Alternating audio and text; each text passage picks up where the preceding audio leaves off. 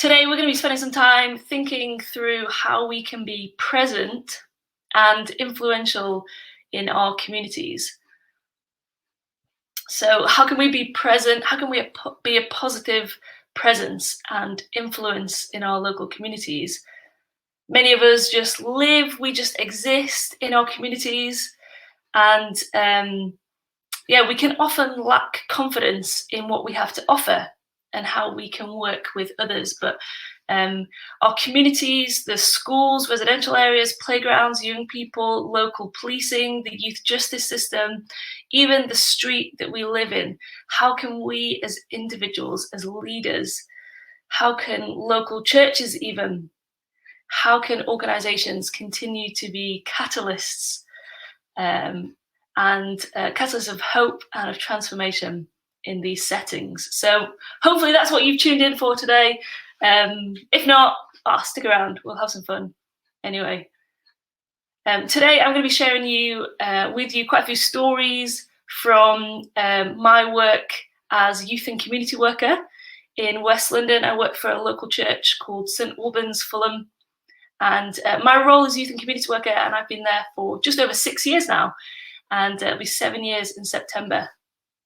So I just want to start by telling you a bit about our work. We work directly with about 140 young people in a year through youth clubs, through mentoring, through sports sessions, through trips and activities. And each summer we run like a 3-week program of free activities for young people, which includes like kayaking, paddleboarding, really fun time that we have in the summer. We work in partnership as well with the youth offending team, supporting young people to do their reparation placements at our centre.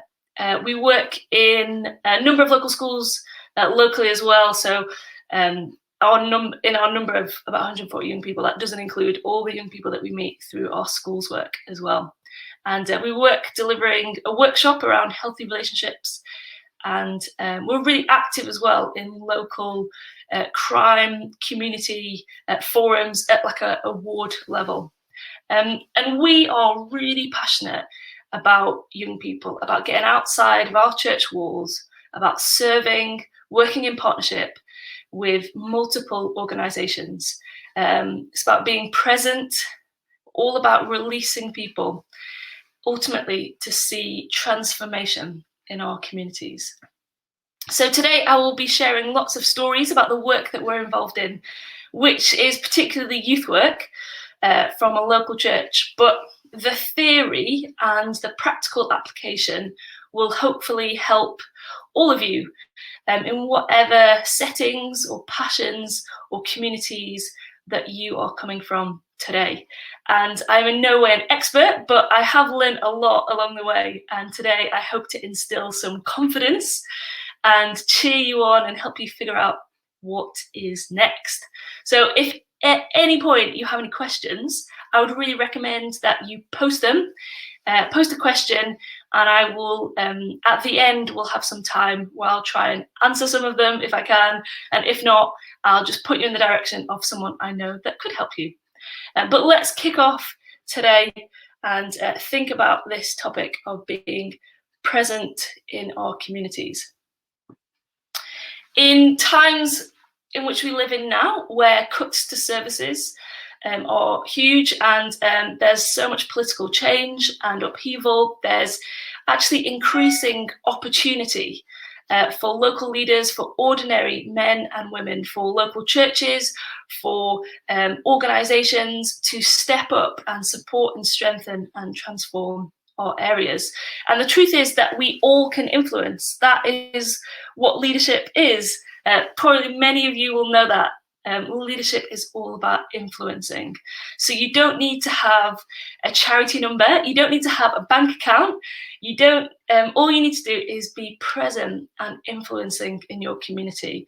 You don't have to have a 10-step plan, but actually just with a bit of reflection, and hopefully we can begin to be more present and influential.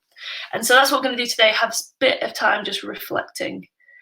And one good place to start, I find, is this really simple tool. Aristotle says, where your talents and the needs of the world cross, there lies your vocation. And so this is what we're going to start with now, just thinking about where your talents and the world's needs start to cross over, because right there, that is maybe an opportunity for you to think about starting some community work or projects or getting involved in being present and influential in your communities. So let's start with this right side, the needs of your community. I would really encourage you to think about what is happening in your community. And I would advise you to take this step really well, to look, to see. And in community work, we call this community profiling. That's what I learned when I was training as a youth and community worker. It's really vital that we listen to our community. That's what community profiling is. It's taking a chance to listen to the needs of our community. And so if you've got a notepad, if you're watching along now with a notepad, I would recommend that you do this. Just find a piece of paper, draw 2 circles and start to think about the needs of your community. What you can do as well is you can spend some time looking at things like hard data. We find that our local police give us some really good stats around crime levels, around some of the issues that are affecting residents in our area. You can also look and learn more about the demographics of those living in your community. Something like the Office for National Statistics gives you like the information at a ward level, so a really local level. But another simple thing is just to be around and be present and to look around at some of the needs. I remember one of the things we did a few years ago was walk around and just look at some of the parks in our neighbourhood, and they're like sports parks. They were broken basketball hoops. They were pitches that were rubbish to play football on. There were no goals. It was, a bit sad and really neglected. And so, to look around and see actually one of the needs of our area was really good, like playing spaces for young people. And so we talked to our local councillors about that. And we have seen so much transformation of our parks locally, and they are often filled with young people and adults and families playing. It's really important that we just look around at the needs of our area and listen, chat to your neighbours and chat to the friends in the area that you live with. What are some of the needs of your community? Now, this second circle that we have here is your abilities, gifts, the aims. If this is like an organizational level that you're thinking about, think about the aims of your organization. And if it's personal, think about your personal passions. And so it's really important that we think about what is in our hand. Who are your team? What do you have? And again, this might be individual or organizational that you're part of. You might have space, you might have a building. That is something that you can offer. You might not have that. It might be small, which really impacts how the kind of work that you're going to do. You might have lots of people. You might have vast amounts of volunteers with time. We are in Zone 2 in London, and many of those that attend our church are working in the city. They are time poor, they are busy individuals. And so that helps us to think and plan around the projects that we're doing. How can we make really good sustainable projects, but work alongside people who are time poor? It's something that we have to think about here. But you might have an array of volunteers and individuals. You might have lots of retired people in your area. What wisdom do they hold that they could help bring to whatever project or passion or kind of new thing that you're wanting to start in your community? St Albans Youth Work actually started off with a group of young men in our church who enjoyed playing football. And they noticed that we didn't really have, as I said earlier, we didn't really have good parks in our area. And so what they did was start to take football out, take some small goals, and through that relationship building, through starting off with a football project, that is actually how our youth work grew a couple of years before I started. And then what happened a few years later actually was we found that some of those guys who'd originally started going out and playing football, some of them moved on. We live in quite a transient area of London, and in our church, no longer did we have men who were really passionate about football, surprisingly. But we didn't have anyone who it was like a natural hobby for them. And so we actually changed the project a little bit. I'd done a lot of work in schools, and so some of our youth work project moved into doing a lot more schools work. And so it's really important that you don't start where you're not. If it's not passion, if it's not fun for you, don't go and try and start a basketball project if you've never touched the basketball in your life. It is really important that you think about your own abilities, your gifts, and things that you're passionate about. Make it natural, because if it's unnatural, then it's something you're doing. It's not going to come out of a place of like personal passion, and those that you're working with, I think will pick that up and understand. So make sure that it is something that you're passionate about, or that your organisation is already doing and passionate about. So this is a tool, really simple tool to start with, just working out your abilities, your gifts, your passions, the needs of your community, and then working out where some of that overlaps. What is the kind of unique opportunity that you have? What is that calling, that opportunity that you can do? So that's a practical tool that I would really recommend you start with. Another thing, I just wanted to share with you some practical learnings that we've had along the way. And many of you will hopefully know this, but leadership is an achievement of trust. Leadership is all about trust, and trust is really vital in thinking about being present and influential in your communities. And so what do I mean by this? Well, practically speaking, do what you've said you'll do. We have a really good partnership with the local primary school, actually, and had been invited to go in and do some like Christian assemblies. It's not a faith school, but they'd invited us to do some Christian assemblies like around Easter and Christmas and things like that. So we would often go in, have loads of fun with the children. We also realised that the school had a need for a bit of support, and I had some availability during the lunchtime. So I would go in and help them in their playground and just talk with the children and chat to them, have some fun with them. They needed a bit of extra help, just helping the children talk with someone. And I was around, so perfect match. We would go in, and it's important that we go in and do what we've said we'll do. So I did not go in and do some teaching around relationships. That's not what I'd been asked to do.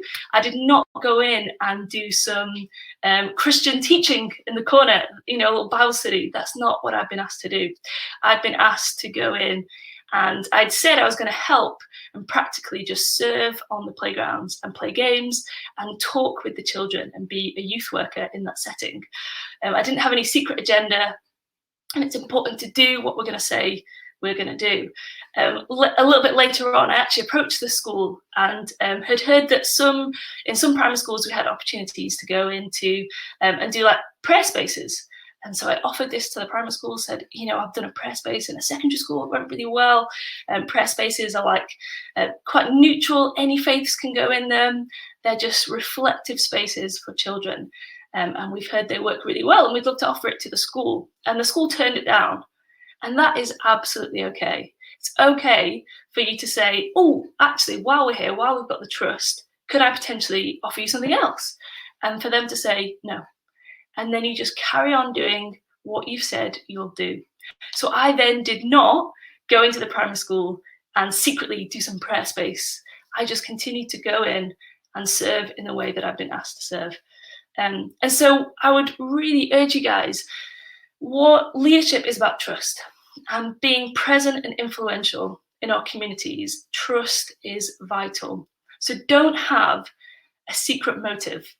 If you are going to run a basketball project in an area, if you are going to deliver food to people, I don't know what your kind of community influence is that you really want to do, but whatever that is, don't go with a secret motive.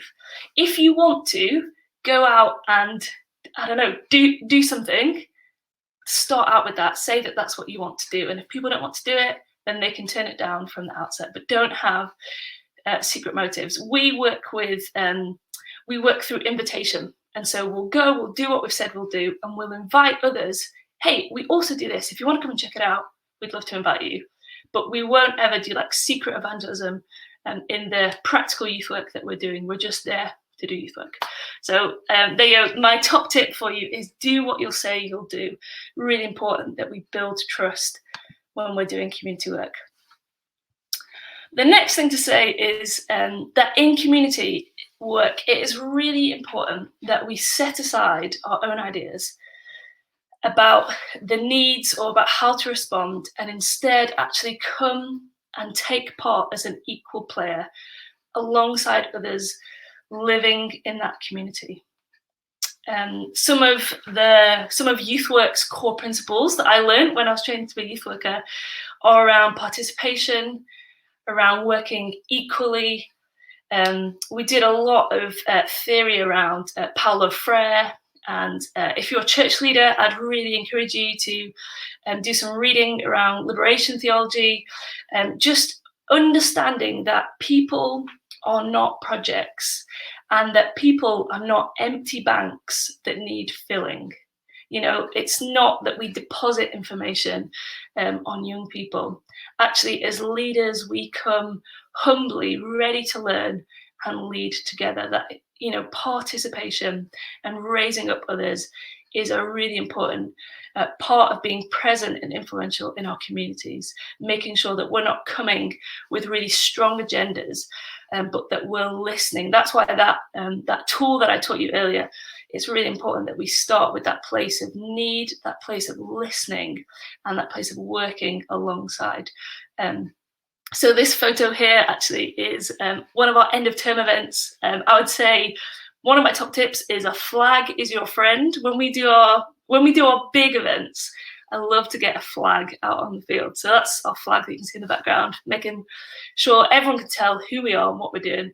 And then we had a big end of term party on the park with the young people that we've been working with. And we invited lots to come. Lots of young leaders came and helped out. And actually before the event, we've been speaking with one of the young people in our youth clubs. And he'd suggested and recommended, of course he would, that we did a splat the leader, which is where you get a sponge, you throw it at someone. And he thought this would be a great idea. But more importantly, when he was talking through the practicalities of how we could do it at our end of term event, he said, we want to make sure that it's not something you have to pay for. And so we talked about maybe having a raffle, so people could like have a little raffle and then they get to like throw a sponge at a leader. And he said it's important that it's not something people pay for, so that everyone has an opportunity to take part. And so at our event, we made sure that, I mean, most of the time it is always free, but you know, we made sure everything was free. And especially the splat the leader that this kid had come up with, he was like, it has to be free. Everyone has to get a ticket, a raffle ticket, so that everyone can take part. And it's important, you know, work like that is, I think it's so important that we listen to those that we're working with, you know, their ideas. We often use the ideas that the young people come up with, because there's no point me just coming up with all this stuff. You know, the kids themselves are really creative. So just once again, thinking a lot about participation, raising up others, listening, not just wanting to do stuff to people, but working with people in our community. There are so many amazing, creative people in our communities, and it's a privilege to work alongside them and work with them. And so lastly, just one thing to say is that I've been reminded so much over the last year, especially in this time, that it is the small stuff, it is the hidden stuff that is often the most impactful. And yes, we have, through this pandemic, managed to run lots of online sessions. We've managed to work with lots of young people still. We've managed to run, even through the summer, we ran our large 3-week, you know, summer activities. But it has also been the small stuff this year, the texts to families, the checking in with our neighbours, the still committing to attend meetings. It's this small stuff, the important work, that can make all the difference. And Jesus actually described his work like a mustard seed. He said, though it's the smallest of all the seeds, when it grows, it is the largest of the garden plants and becomes a tree so that the birds come and perch in its branches. And it's this picture of a mustard seed, a tiny seed that grows not only to become a tree, but then a place of dwelling for birds and other animals. And it's these things, it's text, it's small things, but important things like generosity, kindness, remembering people's names, being around, being present. It's this stuff that is actually the big stuff. That's the thing that matters in being part of positively influencing our communities. It's these small things, being around, being present, being seen, being kind, being generous. It's this stuff that really matters, that makes a large impact. And so just to kind of round off and end, I wanted to give you my sort of 6 top tips. If you're thinking about how can I be a positive influence in my community, how can I work to see the communities that we live and work in transformed, then these are my 6 top tips. There's more, but I tried to just put it down to 6. The first one is make friends and get to know your schools. Get to know your police, your local on-the-ground police that are working very hard. Get to know your residents' associations. Meet up, ask for meetings with people. Just ask, how long have you worked here? What things do you see while you're walking around? How can we help? What is the need? Make friends and ask lots of questions. And so I was really thankful that when I started in my role here at St Albans, already leaders in our organisation had already begun to contact local police. We were already beginning to build trust with the council, with local organisations. And it has been from these people. They're like key holders. They just open doors to stuff. So once you've made friends, got good networks in these partnerships, you'll be recommended for stuff. You'll be passed on to different departments. You'll be sent emails of invitation to stuff. And so I would say all along the way, make friends, build trust. It is really important. So that's the second one. Build trust. Just said it.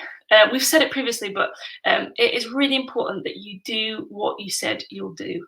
If you are there to just do some community work, don't secretly do other things. Don't come with secret agendas. Build trust, do what you said you'll do.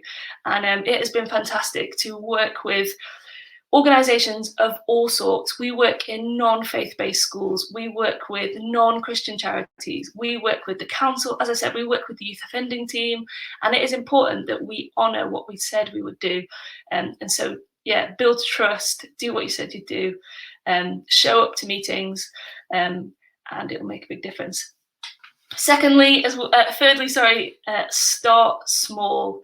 As I said in the last slide as well, it is the small things that make the big difference. Start small. Don't think about trying to set up a charity name, a charity branding, bank account, all that kind of stuff. Start small. Who is your neighbour? Do you know their names? Are you present in your local community? Start small. It's this stuff that makes all the difference long term. And so number 4 is be present, show up and be around. I live in the community that I work. It means that on my days off, I do bump into people, but that's okay. We have consistently shown up to various meetings. I can tell you that there's some meetings that go on for very long. And, some of those meetings are at the end of the day, they're like 6 o'clock. And it is sometimes the last thing I want to do at the end of the day, go to a long meeting. But actually, it is so important to be there. And when I am there, I find out so much about my community. I find out so much about the place that we're working. And so I would say, be present, show up. We have consistently attended these meetings for, we'll be coming up to about 7 years soon. And being present in some of those local kind of panel ward meetings mean that now when we're writing funding bids for the work that we're doing, we have all these recommendations. It means that we can really cater some of the work that we're doing to the needs of our community. So show up, be present, be around, be seen. We love, as I said, we love our flag out in the neighbourhood, and we love to put that out whenever we're doing community events. So be around, be present, be seen. And number 5, record it. We were really thankful a few years ago. We got some children in need funding, and through that funding, actually, what they offered was some difference training, is what they called it. So it helped us to think about the difference that we were going to make, how to collect evidence to then prove that difference that we were making. And it was a really good resource, actually. Really recommend if you can get on some sort of training around evidencing what you're doing.